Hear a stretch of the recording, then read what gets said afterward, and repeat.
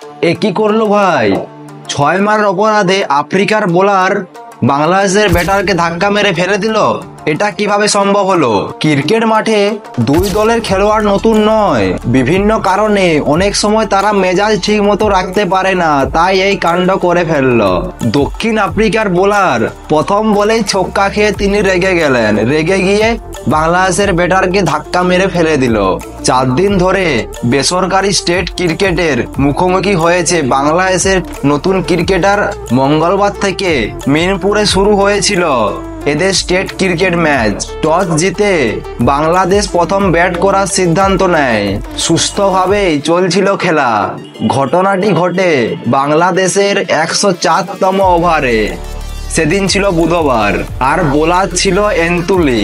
তার ওভারের প্রথম বলেই তাকে ছক্কা মেরে দেয় বাংলাদেশের 9 নম্বর ব্যাটার। একজন বোলার তাকে ছক্কা মারবেন এটা তিনি ভাবতে পারেনি, তাই তিনি রেগে গিয়েছিলেন। ছক্কা খেয়ে মেজাজ হারিয়ে তিনি রিপনের দিকে এগিয়ে যান। প্রথম ধাক্কা দেন বাংলাদেশের ব্যাটারকে। রিপন হাত দিয়ে তাকে দূরে ঠেলে দেওয়ার চেষ্টা করে, কিন্তু বারবার রিপনের কাছে যাচ্ছিল এন্তুলি। দুজনের মধ্যে প্রচন্ড ঝগড়া শুরু হয়, আর পরিস্থিতি পুরো নিয়ন্ত্রণের বাইরে চলে যায়। তখন হঠাৎ এগিয়ে আসেন মাঠের 2 আম্পায়ার। তার মধ্যেই রিপনের মাথা থেকে হেলমেটটি খুলে মাথা ঝাঁকিয়ে দেন এন্টুলি। রিপন আর মেজাজ ঠিক রাখতে পারেনি, তিনি পাল্টা ধাক্কা দেন এন্টুলিকে। হাতাহাতি হওয়ার উপক্রম হচ্ছিল। তারপর আম্পায়ার আর কিছু ক্রিকেটার মিলে দুজনকে দূরে সরিয়ে দেয়। তারপর পরিস্থিতি শান্ত হয়ে যায়। তাহলে বন্ধুরা বুঝতে পারলেন কিভাবে ঝগড়া শুরু হয়েছিল।